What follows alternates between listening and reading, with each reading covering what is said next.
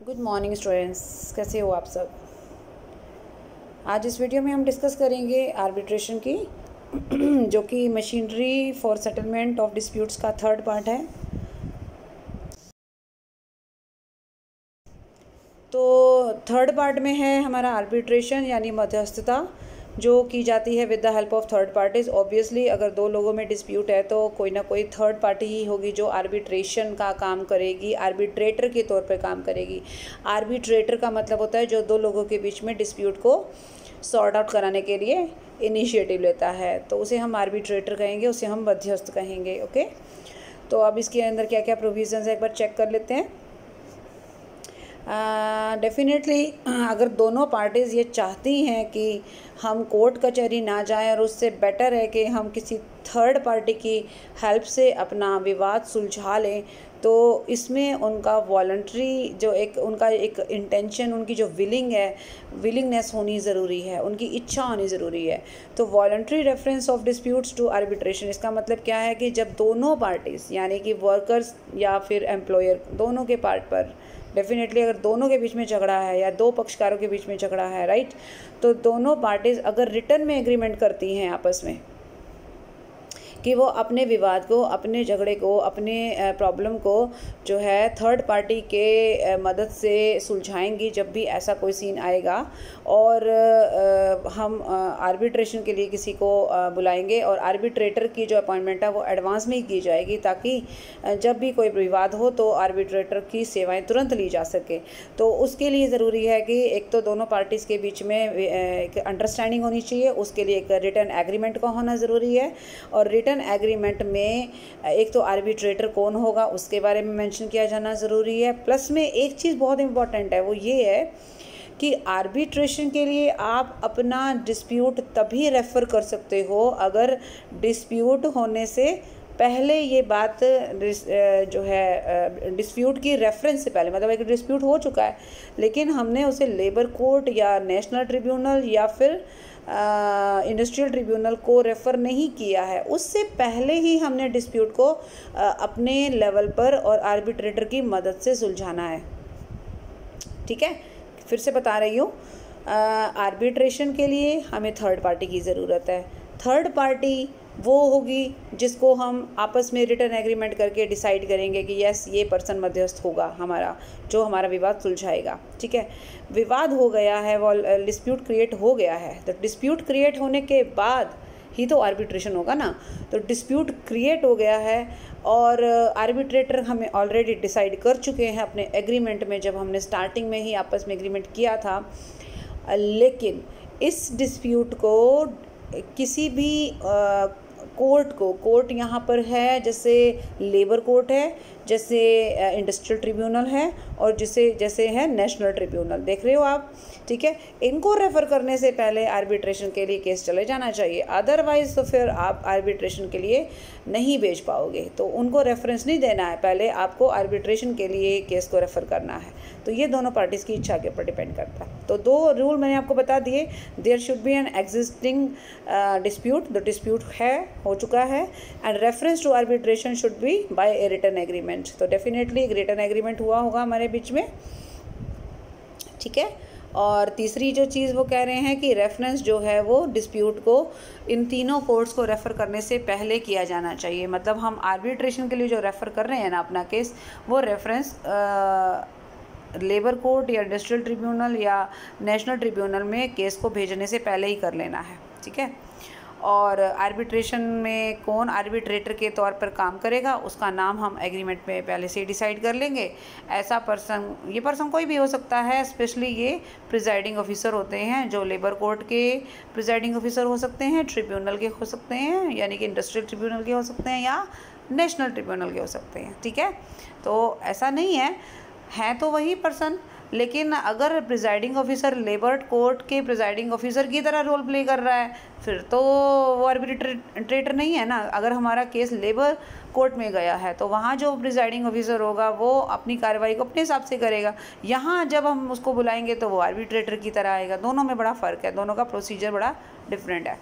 ठीक है, और अगर कभी कभी ऐसा भी होता है, अंपायर की भी हमें ज़रूरत पड़ती है। अंपायर कौन होता है? आपने बहुत बार गेम्स देखे होंगे, क्रिकेट में देखा होगा कि कई बार जब डिसीज़न नहीं ले पा रहे हैं, कुछ डाउट्स हैं, तो अंपायर की थर्ड अंपायर आता है। एक तो अंपायर है ही है, लेकिन एक थर्ड अंपायर उसको बोलते हैं, जो कि अगर कोई भी डाउटफुल है डिसीज़न में, तो वो थर्ड अंपायर जो भी फाइनल डिसीजन देगा वही माना जाएगा। तो यहाँ पे भी वही केस है।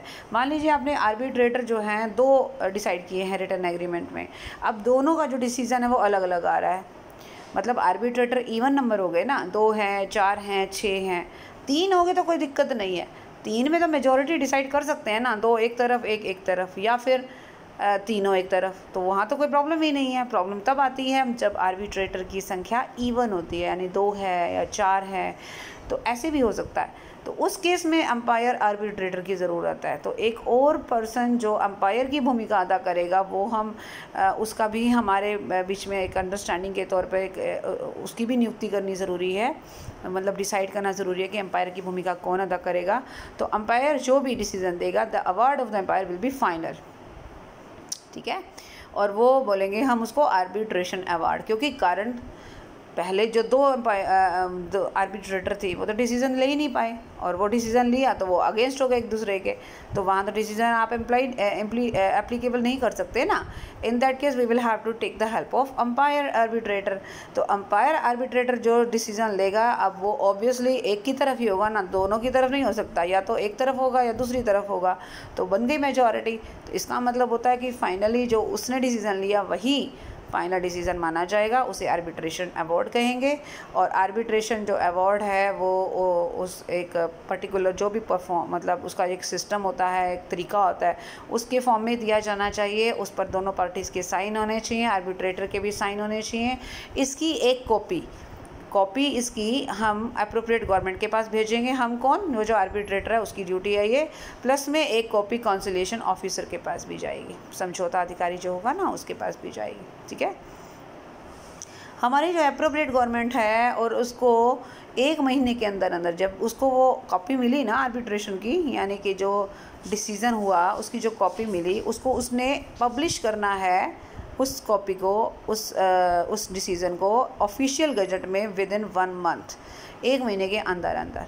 हाँ, कई बार ऐसा होता है कि जब मान लीजिए एक डिस्प्यूट हमारी नज़र में आया, उसका डिसीज़न आ गया, लेकिन उसी डिस्प्यूट से कनेक्टेड और बहुत सारे लोग हैं, ज़रूरी नहीं है कि उन्होंने भी यहाँ पर आर्बिट्रेशन के लिए बुलाया हो। पर क्या होता है कि मान लीजिए एक डिस्प्यूट है, 2 पार्टीज़ के बीच में है, दोनों पार्टीज़ में 10-10 लोग हैं, ठीक है, तो उन लोगों ने रेफ़र किया आर्बिट्रेटर को। अब आर्बिट्रेटर ने अपना डिसीज़न दे दिया, ठीक हो गया। लेकिन अप्रोप्रिएट गवर्नमेंट ये भी देखती है कि मान लीजिए बहुत सारे और लोग भी हैं जो इसी तरह के विवाद से प्रभावित हैं, तो 1 महीने का एक तरीके से वेट की जा सकती है, क्योंकि अगर वो जो बाकी के लोग हैं जिन्होंने अब जो अभी पार्टी में नहीं थे, पार्टी में तो वो लोग थे ना जिन्होंने विवाद आगे दिया, लेकिन पार्टी में जो लोग हैं नहीं, लेकिन वो डिस्प्यूट से प्रभावित ज़रूर हैं, तो उन लोगों के लिए, ताकि उनको भी अगर कोई ऑब्जेक्शन है वो भी निकल कर बाहर आ जाए, तो 1 महीने का वेट किया जा सकता है अप्रोप्रिएट गवर्नमेंट के द्वारा इस बात के लिए कि जब तक हु आर नॉट पार्टीज, देख रहे हो आप, जो पार्टीज़ नहीं थे एग्रीमेंट में but are concerned in the dispute से कनेक्टेड हैं, right, to present their case, तो उनको 1 महीने का टाइम देंगे कि आप अपना केस भी प्रेजेंट कर लो आर्बिट्रेटर के आगे। हो सकता है आर्बिट्रेटर का डिसीज़न जो है उससे भी प्रभावित हो जाए, ठीक है ना। चलिए, ओके, उसके बाद फिर क्या कहना चाह रहा है, तो ये बता ही दिया कि अपने साइन की हुई जो कॉपी है वो डिसीज़न की कॉपी है वो अप्रोप्रिएट गवर्नमेंट को दी जाएगी। एक चीज़ और, prohibit the continuance of strike and lockout. तो अप्रोप्रिएट गवर्नमेंट के पास एक पावर है कि जिस दौरान आर्बिट्रेशन का प्रोसेस चल रहा है उस दौरान कोई भी स्ट्राइक और लॉकआउट नहीं हो सकता, यानी हड़ताल या तालाबंदी की स्थिति आप नहीं ला सकते। अगर आप करोगे ऐसा काम तो वो एक तरह से अगेंस्ट द लॉ माना जाएगा, और बाकायदा उसमें पेनल्टी का भी प्रोविज़न है, ठीक है। तो उसके लिए ज़रूरी है कि अप्रोप्रिएट गवर्नमेंट एक ऑर्डर इशू करेगी, या ऑब्वियसली वो एम्पावर्ड है तो वो किसी भी तरीके से एक नोटिस जारी कर सकती है कि इस दौरान कोई भी स्ट्राइक या लॉकआउट नहीं होगी जिस दौरान आर्बिट्रेशन का प्रोसेस जारी है, ठीक है। तो ये बात भी थोड़ा सा ध्यान में रखनी है आपको। और उसके बाद आ जाता है नेक्स्ट टॉपिक। तो पहले इस टॉपिक के बारे में क्लियर कर लें। ये हमारा टॉपिक जो है क्लियर हो गया है। कहाँ पे थे हम? सॉरी, मैं कहाँ पहुँच गई? हाँ, यहाँ पे। तो मैंने तीसरा पार्ट आपको क्लियर करवाया आर्बिट्रेशन का। हमारा फर्स्ट पार्ट था वॉलंटरी सेटलमेंट का, सेकेंड पार्ट था हमारा जो एडजुडिकेशन का, जो with the help of courts था, जिसके अंदर लेबर कोर्ट थी, इंडस्ट्रियल ट्रिब्यूनल था, नेशनल ट्रिब्यूनल था। फर्स्ट पार्ट में क्या क्या था एक बार याद कर ले। फर्स्ट पार्ट में हमारा था वॉलंटरी सेटलमेंट, जिसके अंदर हमने 4 चीज़ें की। एक की वर्क्स कमेटी, दूसरा किया हमने conciliation officer, third one was board of conciliation, and fourth one was court of inquiry. ये था वॉलंटरी सेटलमेंट के अंदर। दूसरे में हमने कोर्ट की हेल्प ली, एडजुडिकेशन की, जिसमें 3 थे अथॉरिटीज़। कौन कौन सी अथॉरिटीज़ थी याद करके बताइए। पहला था लेबर कोर्ट, दूसरा था इंडस्ट्रियल ट्रिब्यूनल, और तीसरा था हमारा नेशनल ट्रिब्यूनल। तो 4 पहले वाले में, 3 बाद वाले में, 7 हो गए। और आर्बिट्रेशन में 1 हो गया। क्या है? Voluntary reference of disputes to arbitration. तो यहाँ पर एक ही है, राइट। तो टोटल मिलाकर हमारे पास 8 तरह की 8 तरीके हैं। ये मशीनरी के 8 पार्ट्स हैं, ठीक है, जो हमारे डिस्प्यूट को सॉर्ट आउट करने में हेल्प करते हैं। ठीक है जी। चलिए अब हम चलते हैं यहाँ पर। अगला टॉपिक स्टार्ट होता है हमारा, that is change in conditions of service of workman. Workman जो काम कर रहे हैं उनकी जो सर्विस कंडीशन है, मतलब किस हालात में वो काम कर रहे हैं, क्या उनकी सैलरी है, वेजेस है, वो सारी चीज़ें, क्या उनके वर्किंग आवर्स हैं, क्या आप उनमें अगर कोई बदलाव करते हो तो क्या बदलाव इतना इजी है? क्या उसकी 8 घंटे की ड्यूटी को आप 10 घंटे में कन्वर्ट कर सकते हो? क्या उसकी आप सैलरी को कम ज़्यादा कर ज़्यादा में देखो किसी को कोई ऑब्जेक्शन नहीं होगी, कम में प्रॉब्लम होगी ना। सैलरी कम कर दी तो प्रॉब्लम होगी, वर्किंग आवर्स बढ़ा दिए तो प्रॉब्लम होगी। तो उसके ऊपर भी हमें एक चर्चा करनी है कि अगर कोई भी चेंज एम्प्लॉयर करना चाहता है किस में, वर्कर्स की सर्विस कंडीशंस में, देन उसको एक नोटिस देना होगा। ठीक है, एक नोटिस देना होगा उन वर्कर्स को जो उस डिसीजन से अफेक्ट हो सकते हैं, जो चेंज हो सकता है, यानी जो प्रपोज्ड चेंज है उस चेंज से अफेक्ट होने वाले वर्कर्स को एक नोटिस देना होगा। और कम से कम 21 डेज़ वेट करनी होगी, ताकि उधर से भी रिएक्शंस आ जाएं, पता लग जाए क्या क्या ऑब्जेक्शन हो सकती हैं।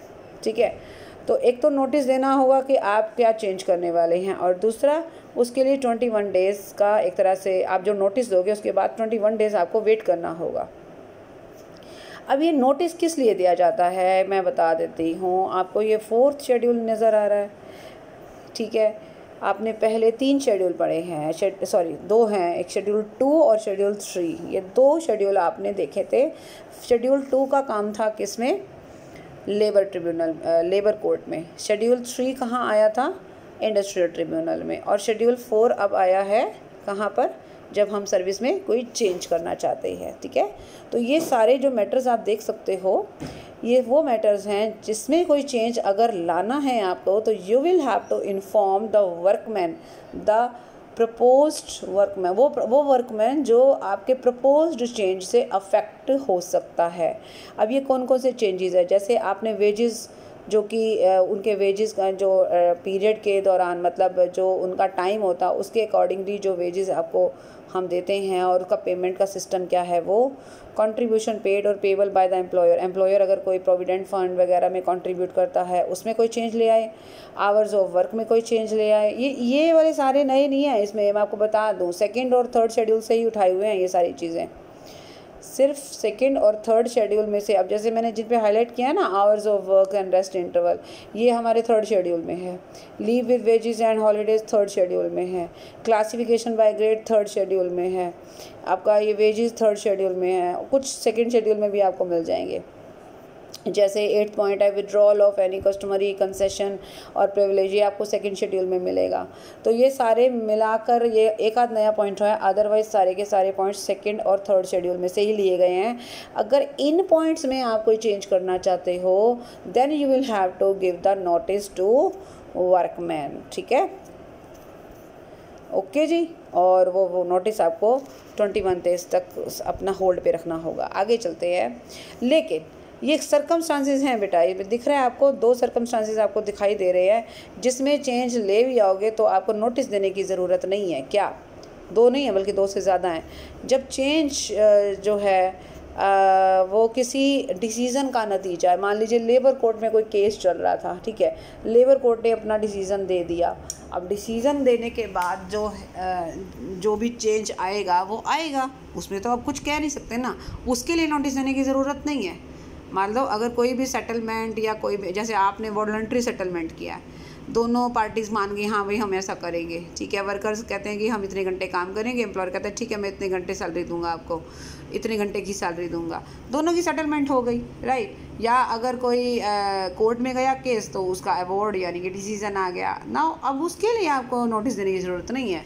अब चेंज आ गया तो उसको इम्प्लीमेंट करना है, दैट्स ऑल। आगे कह रहा है कि where the workman likely to be affected by the change are persons to whom the following rules apply. वो कहता है ये कुछ पॉइंट्स अभी हम बताने जा रहे हैं। अगर जो वर्कर इन पॉइंट्स के अंडर आते हैं, जो वर्कर इन पॉइंट्स के अंदर आते हैं जिन पर ये वाले रूल लागू होते हैं, उनके लिए अगर कोई चेंज कर रहे हो ना, देन आपको कोई नोटिस देने की ज़रूरत नहीं है। मैं एक बार बता देती हूँ और दिखा देती हूँ। जैसे civil services rules, civil services से रिलेटेड कोई रूल्स हैं, सिविल सर्विसेज टेम्परेरी सर्विस भी है और क्लासिफिकेशन, ये एक्चुअली आपको इसमें ज़्यादा डिटेल में जाने की ज़रूरत नहीं है, सिर्फ नाम ध्यान रख लेना कि रिवाइज लीव सैलरी रूल्स हैं, सिविल सर्विसेज रेगुलेशंस हैं, इंडियन रेलवे एस्टेब्लिशमेंट है। ये एक लिस्ट है कुछ रूल्स की।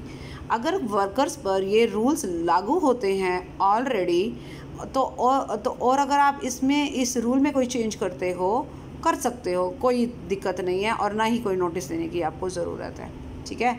अप्रोप्रिएट गवर्नमेंट चाहे तो इस लिस्ट को बढ़ा घटा भी सकती है, ये बता दें हम, ठीक है। इस लिस्ट में और कोई रूल भी ऐड कर सकती है, और लेकिन उसके लिए वही ऑफिशियल गजट में उसको एक नोटिस देना होगा, ठीक है।